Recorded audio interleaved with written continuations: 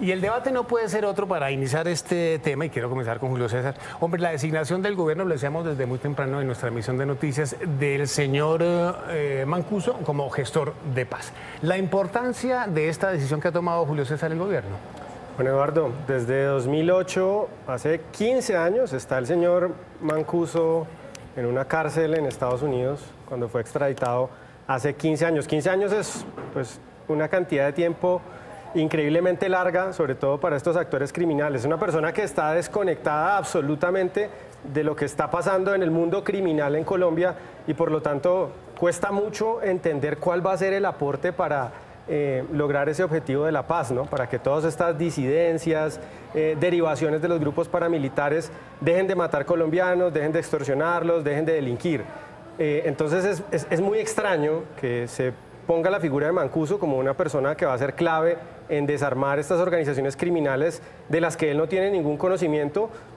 Todos sabemos cómo son las cárceles en Estados Unidos. El aislamiento de este sujeto es absoluto, pero en lo que uno sí ve y uno sí intuye que el señor Mancuso puede tener una participación importante es en el tema político, y ya hemos visto puntadas de esto, en permitirle al gobierno darle unos golpes de opinión y unos golpes políticos a sectores, digamos, que ve como adversarios políticos. Y yo creo que ese va a ser el papel principal de Mancuso, en servir como un actor, como un arma política del gobierno, más que servir como un mediador o como alguien que sea influyente, digamos, en mejorar las condiciones de seguridad del país. Sí, el señor ya aislado, y cuando uno está aislado o una persona está aislada en una cárcel de los Estados Unidos, realmente está aislado. Juana, aquí hay un tema muy importante que también lo quiero hablar con Jorge, que es el levantamiento de, de las órdenes de captura que hay contra este señor, porque eso termina más adelante en una discusión nuevamente entre gobierno y fiscalía. Es muy importante. Bueno, yo difiero bastante de lo que acaba de decir Julio, porque creo que sí es muy importante el hecho de que Mancuso pueda o tenga la capacidad de volver a Colombia. Necesitamos no solo es un trabajo o una necesidad de seguridad o que puede traernos en temas de seguridad urgentes, sino el trabajo de memoria histórica y del conflicto armado y la historia del conflicto armado. ¿Usted sí cree que le puede aportar? Claro, en cuanto a la verdad y en cuanto a saber hechos precisos de los que hizo parte, necesitamos saberlo aquí en Colombia, no en Estados Unidos. Él ya cumplió su pena allá, pero sí necesitamos que vuelva. Ahora, que venga en qué condiciones y qué pasa con Cultura para que él participe en estas mesas de negociación. Creo que esa es una pregunta jurídica bastante importante también que hay que resolver y que tenemos que saber en qué condiciones se van a dar este regreso de él y cómo y qué y dónde y en qué circunstancias. Para contar la verdad del señor Mancuso no necesita moverse libremente por el territorio de Colombia. Bien puede el señor Mancuso cumplir sus penas por los enormes delitos y los cientos de asesinatos que cometió en Colombia. No se entiende por qué para contar la verdad tenga que él moverse libremente por el territorio. Y moverse un gran aparataje judicial, Jorge. Juan, yo estoy de acuerdo que yo creo que la decisión de designarlo gestor de paz es coherente con lo que ha propuesto el gobierno. Yo sí creo que Mancuso puede aportar, si uno lee la resolución, dice para estrategias de desarme de estas estructuras ilegales que en algún momento, cuando era, digamos, el paramilitarismo 1.0, sí, él era uno de los actores centrales en eso, que conoce muchísima información. Pero como usted lo decía, ¿dónde va a estar la discusión? El gobierno entonces va a solicitar el levantamiento de las órdenes de captura sin perjuicio de que pueda ir a la JEP. Y el fiscal ha dicho que como no hay una ley de sometimiento, este tipo de personajes como Mancuso no podrían ser objeto de levantamiento de órdenes de captura. Sí, por ejemplo, contra los del ELN y las disidencias. Entonces ahí va a estar la discusión, vamos a ver cómo es la respuesta del fiscal. Decíamos ahora entonces que puede crearse una discusión entre el gobierno y la fiscalía. Yo creo que se va a crear de nuevo esta semana un escenario de discusión entre que el gobierno solicita el levantamiento de órdenes de captura y el fiscal dice que como no hay una ley de sometimiento, no lo puede hacer en el caso específico de Mancuso, y eso va a ser otra tensión más en la semana a la que ya estamos acostumbrados, gobierno-fiscalía. Sí, Juana, ¿me iba a decir algo? No. Ok, bien, el otro tema importante, hombre, que además llama mucho la atención y preocupa mucho en las regiones, es ese llamado que están haciendo los gobernadores, prácticamente la totalidad de los gobernadores de todo el país, al gobierno nacional para que les paren bolas, les presten atención, oigan los llamados de los distintos gobernadores en materia de seguridad, porque la cosa no está funcionando y llevan con estas quejas desde hace mucho rato, Jorge. Dos reacciones, Juan. Yo creo que es legítimo el llamado de los gobernadores a que haya una mejor articulación entre el gobierno nacional y los gobiernos regionales, sobre todo en temas relacionados con seguridad y conflicto armado. Eso me parece que está bien. Lo que no está bien es que algunos de los gobernadores estén haciendo de esto una agenda política para hacerse oposición al gobierno nacional. Ayer, por ejemplo, escuchaba al presidente, no sé, ayer escuchaba, hay 3 gobernadores que uno los ve que están en trance de hacer carrera política. El gobernador del Quindío, que es el presidente de la Federación, el gobernador del Meta, que ha tenido un protagonismo, y el gobernador de Antioquia, Gaviria. Entonces, ellos tienen derecho a reclamarse. ¿Usted cree que están haciendo cositas como política? Sí, yo creo que sí. ¿Sí? Por ejemplo, el presidente de la Federación ayer hacía un reclamo que me parece infantil.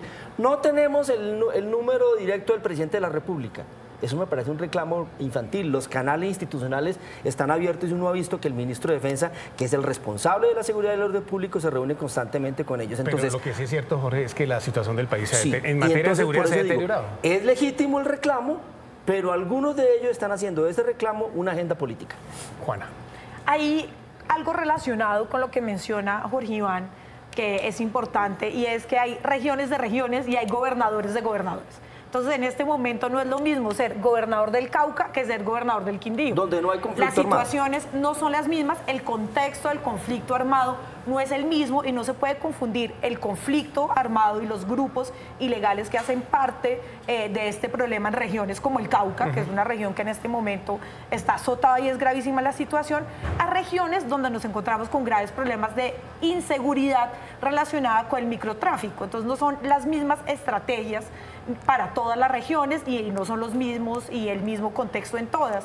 Entonces, sí ahí donde... sí se entiende el llamado de los gobernadores en términos generales para recuperar la seguridad en sus zonas. Totalmente de acuerdo, pero también los gobernadores están en la disposición de buscar estrategias que funcionen para su región y para su contexto y no hacer un llamado como si en todas partes fuera totalmente igual, ¿no? Creo que necesitan un poco centrarse nuevamente sobre dónde están parados.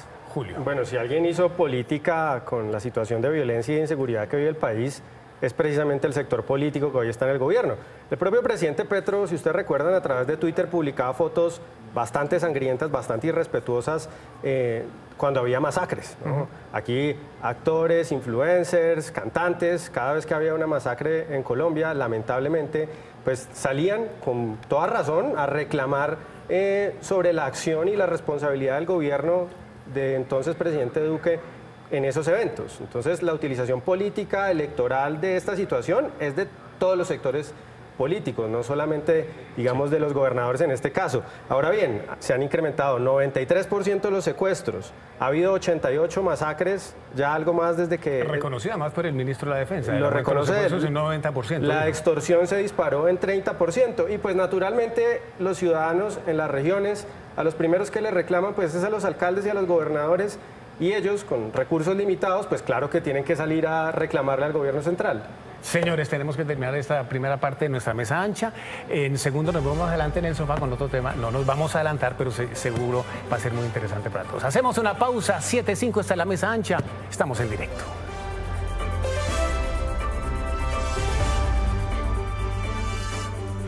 De la mañana, 20 minutos, y aquí estamos listos con la segunda parte de nuestra mesa ancha. Ya están listos nuestros panelistas.